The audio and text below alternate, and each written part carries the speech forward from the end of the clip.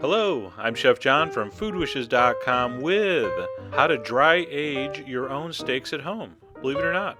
So really nice steakhouses have unbelievably delicious steak because they age the steak for weeks in a specially controlled environment, and they get a really deep, delicious flavor and texture. And then I heard about a website that actually is selling a kit to do this at home using a specially designed bag that will dry age the steak. It's called drybagsteak.com. So I said, I'd love to test that.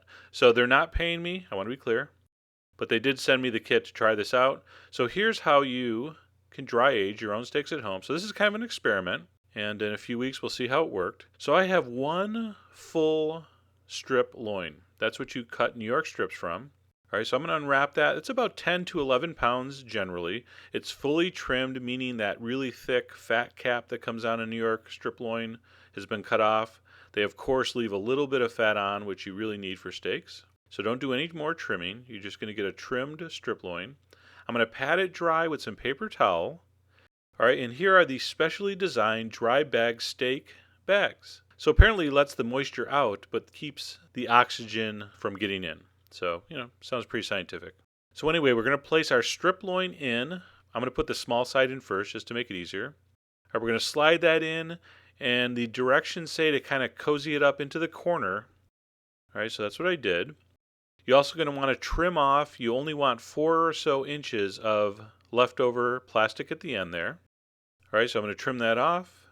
Now, here is our snorkel type vacuum heat sealer. So this comes with the kit, and it's specially designed for this process. All right, it has a little lock thing there, so if you press down, the unit opens.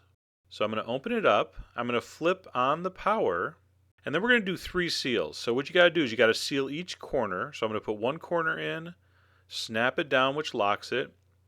Now there's a seal light right there, okay? So what you're going to do is you're going to push down on that seal bar.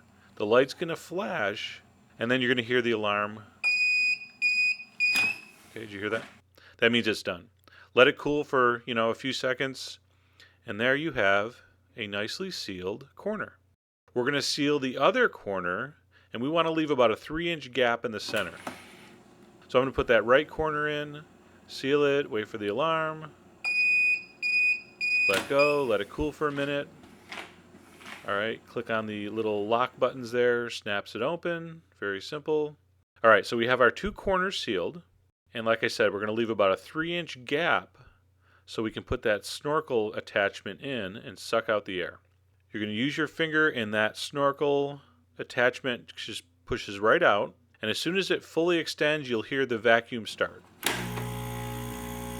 I'm going to place the opening of the bag right over that little snorkel, they call it. Make sure it's in the opening, not above or under it.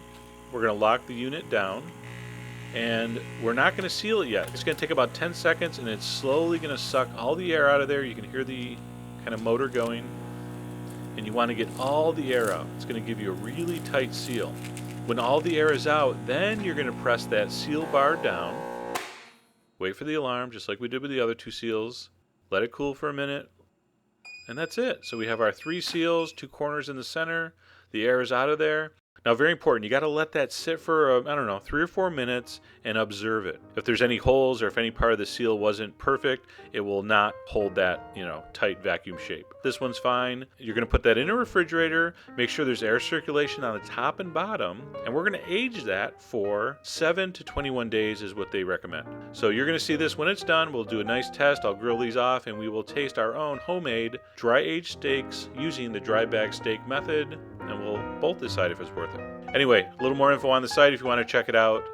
And as always, enjoy.